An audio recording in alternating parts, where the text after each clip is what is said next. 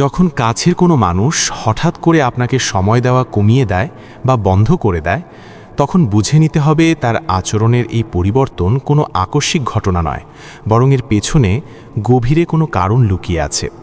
আমাদের দেশি প্রেক্ষাপটে সম্পর্কের টানাপোড়েনগুলো অনেক সময় খুব নীরবে শুরু হয়। এই সংকটময় মুহূর্তে আবেগ দিয়ে নয়, বরং বুদ্ধি দিয়ে পরিস্থিতি সামলানো জরুরি। আপনাকে মূলত তিনটি বিশেষ দিক নিয়ে গভীরভাবে ভাবতে হবে।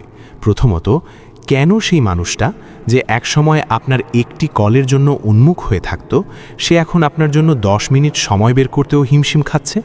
দ্বিতীয়ত, এই অস্থির সময়ে কোন কাজগুলো আপনার করা একেবারেই উচিত নয়, কারণ আবেগের বশবর্তী হয়ে করা একটি ছোট ভুলও দীর্ঘদিনের সাজানো সম্পর্কটাকে তাসের ঘরের মতো ভেঙে দিতে পারে।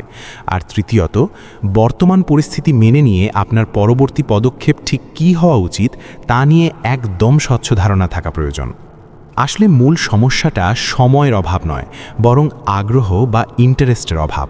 আমাদের যান্ত্রিক জীবনে মানুষ যতই ব্যস্ত থাকুক না কেন, যার প্রতি টান থাকে তার জন্য ঠিকই পাহাড় সমান ব্যস্ততার মাঝেও সময় বের করে নেওয়া যায়।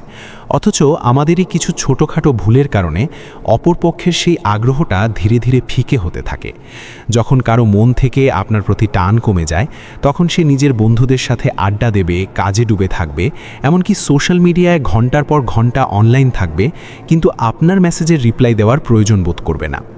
এই অবহেলার শিকার হয়ে আমরা সাধারণত 3টি মারাত্মক ভুল করে বসি। 1, আমরা অনেকটা গোয়েন্নার মতো তাকে সারাক্ষণ চোখে চোখে রাখতে শুরু করি।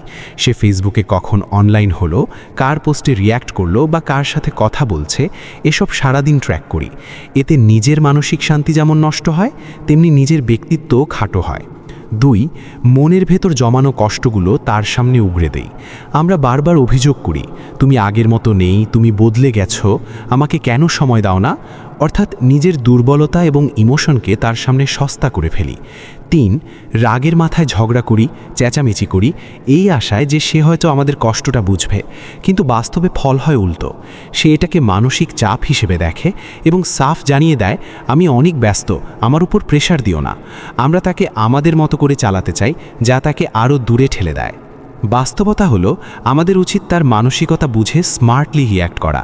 যার আপনার প্রতি আর বিন্দুমাত্র আগ্রহ নেই, তার কাছে বারবার গিয়ে সময় ভিক্ষা করা বা ঝগড়া করা মানে নিজের আত্মসম্মান বা সেলফ রেসপেক্টকে ধুলোয় মিশিয়ে দেওয়া। মনে রাখবেন, সে কখনো স্বীকার করবে না যে দোষটা তার। তাই যখন বুঝতে পারবেন সামনের মানুষটার আবেগ আপনার জন্য ফুরিয়ে গেছে, তখন তাকে বারবার বিরক্ত না করে নিজের ব্যক্তিত্ব বজায় রাখাটাই বুদ্ধিমানের কাজ। এক্ষেত্রে সবচাইতে বড় দাওয়াই হলো ইমোশনালি ইন্ডিপেন্ডেন্ট হওয়া। অর্থাৎ কেউ আপনার সাথে কথা বলল কি বলল না, তার উপর আপনার সারাদিনের হাসি খুশি থাকা নির্ভর করবে না। যদি ভেতর থেকে আপনি ভেঙেও পড়েন, তবুও বাইরের জগতের কাছে বা সেই মানুষটার কাছে নিজেকে এমনভাবে উপস্থাপন করুন যেন আপনি নিজের জীবনে যথেষ্ট সুখী এবং স্বাবলম্বী। এর জন্য প্রচণ্ড ধৈর্যের প্রয়োজন। অভিযোগ করা, নজর রাখা বা ঝগড়া করা একদম বন্ধ করে দিন, বরং তার সাথে একটা স্বাভাবিক দূরত্ব বজায় রেখে নিজের কাজে বা শখের জায়গায় ব্যস্ত হয়ে পড়ুন। সাধারণত দেখা যায়, আমরা যখন কাউকে খুব বেশি পছন্দ করি, তখন নিজেদের পরিবার, পুরনো বন্ধুবান্ধব বা কেরিয়ার সব কিছু বিসর্জন দিয়ে সারাক্ষণ সেই মানুষটার পেছনেই পড়ে থাকি। এতে করে অপরপক্ষের কাছে আপনার জীবনের কোনো এক্সাইটমেন্ট বা নতুনত্ব থাকে না। সে আপনাকে খুব সহজলভ্য বা টেকেন ফর গ্রান্টেড মনে করতে শুরু করে। কিন্তু আপনার জীবনে যখন বৈচিত্র্য থাকবে, আপনি যখন বন্ধুদের সাথে আড্ডা দেবেন বা নিজের জীবনকে উপভোগ করবেন, তখন সেই মানুষটা দূর থেকে আপনাকে পর্যবেক্ষণ করবে। মানুষ সবসময় এমন কারোর প্রতি বেশি আকৃষ্ট হয় যাকে অন্যরাও পছন্দ করে এবং যার নিজস্ব একটা জগৎ আছে। আপনি যদি সারাক্ষণ তার পথের দিকে তাকিয়ে বসে থাকেন, তাহলে আপনি আপনার আকর্ষণীয় সত্তাটি হারিয়ে ফেলবেন। তাই আবার নিজের বন্ধুদের সাথে মিশুন, পরিবারের সাথে সময় কাটান এবং নিজের জীবনকে রাঙিয়ে তুলুন। প্রকৃত বুদ্ধিমত্তা হল নিজের সমস্ত আবেগ বা ভালো লাগার কেন্দ্রবিন্দু শুধুমাত্র একজন মানুষের ওপর সীমাবদ্ধ না রাখা। আপনার ভালো থাকা, আপনার হাসি কিংবা আপনার ব্যস্ততা যখন কেবল একজনকে ঘিরে আবর্তিত হয়, তখন আপনি নিজের অজান্তেই তার কাছে একঘেয়ে হয়ে পড়েন। তাই নিজের আগ্রহকে ছড়িয়ে দিন নিজের ক্যারিয়ারে, শখের কাজে আর প্রিয় বন্ধুদের আড্ডায়। যখন সেই মানুষটি দূর থেকে দেখবে যে আপনি তাকে ছাড়াও দিব্যি ভালো আছেন, অনেকের মাঝে হাসি খুশি আছেন, তখন অবচেতনভাবেই তার মনে আপনার প্রতি এক নতুন কৌতূহল ও আকর্ষণের জন্ম হবে। মনে রাখবেন, আপনি যত বেশি তার উপর নির্ভরশীলতা দেখাবেন, তার কাছে আপনার গুরুত্ব ততটাই কমতে থাকবে। একটি অত্যন্ত জরুরি কথা, পরিস্থিতি যেমনই হোক, সেই মানুষটির সাথে সম্পর্কের সুতো একেবারে ছিঁড়ে ফেলবেন না। রাগের মাথায় ঝগড়া করে বা গালিগালাজ করে ফেরার পথ বন্ধ করা বোকামি। বরং এমন একটা মার্জিত দূরত্ব বজায় রাখুন, যেখানে সে চাইলে যে কোনো সময় ফিরে আসার সুযোগ পায়।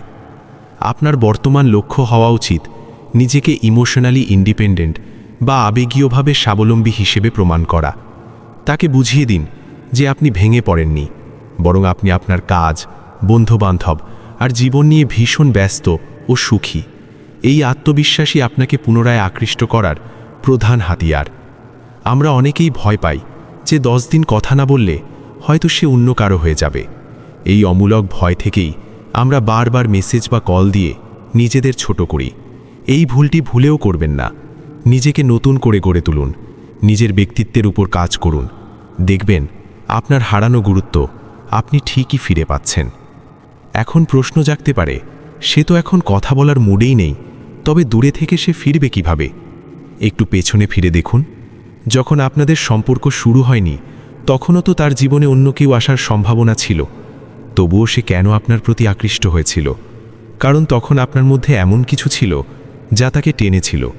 তখন আপনি নিজের জীবন নিয়ে ব্যস্ত ছিলেন, আপনার একটা আলাদা জগৎ ছিল। আপনি একঘেয়ে ছিলেন না, বরং ছিলেন প্রাণোচ্ছল। আপনার সেই ইন্টারেস্টিং ব্যক্তিত্বই তাকে আপনার প্রেমে পড়তে বাধ্য করেছিল। কিন্তু সম্পর্কে জড়ানোর পর আপনি ধীরে ধীরে নিজেকে বদলে ফেলেছেন। আপনি হয়তো তাকে অতিরিক্ত সময় দিতে শুরু করেছিলেন, প্রয়োজনের চেয়ে বেশি যত্ন বা কেয়ার দেখিয়েছেন, যা এক সময় তার কাছে স্রেফ বিরক্তির কারণ হয়ে দাঁড়িয়েছে। যে কোনো কিছু অতিরিক্ত হলে তার কদর কমে যায়, এটাই মানুষের স্বভাব। আপনি হয়তো বুঝতেই পারেননি যে সম্পর্কের ভারসাম্য বা ব্যালেন্স কিভাবে রক্ষা করতে হয়। কাউকে এতটাই দূরে সরিয়ে দেবেন না যে সে আপনাকে ভুলে যায়, আবার এতটাই কাছে টেনে নেবেন না যে সে আপনার থেকে দমবন্ধ অবস্থায় পালাতে চায়। সম্ভবত আপনার ক্ষেত্রেও ঠিক এটাই ঘটেছে। আপনার অতিরিক্ত সময় এবং গুরুত্ব তাকে ক্লান্ত করে ফেলেছে, যার ফলে আপনার দেওয়া সেই ভালোবাসার আর কোনো মূল্য তার কাছে অবশিষ্ট নেই। মানুষের মনের টান বা ইন্টারেস্ট বড় অদ্ভুত জিনিস। যখন আপনি কোনো ঝগড়া বা তিক্ততা ছাড়াই শান্তভাবে নিজের জীবনে সফল ও সুখী হয়ে উঠবেন, তখন সে অবধারিতভাবেই আপনার অভাব বোধ করতে শুরু করবে। সে বুঝতে পারবে যে আপনার জীবন স্থবির হয়ে যায়নি। তাই নিজেকে সামলে নিন, নিজের কাজে ডুবে যান এবং বিশ্বকে ও তাকে দেখান যে আপনি একা চলতেও সক্ষম। আপনার এই বদলে যাওয়া এবং সুখী থাকাটাই তার মনে পুনরায় আপনার প্রতি আগ্রহ তৈরি করবে। এভাবেই একটি সম্পর্ক আবার নতুন করে প্রাণ ফিরে পেতে পারে।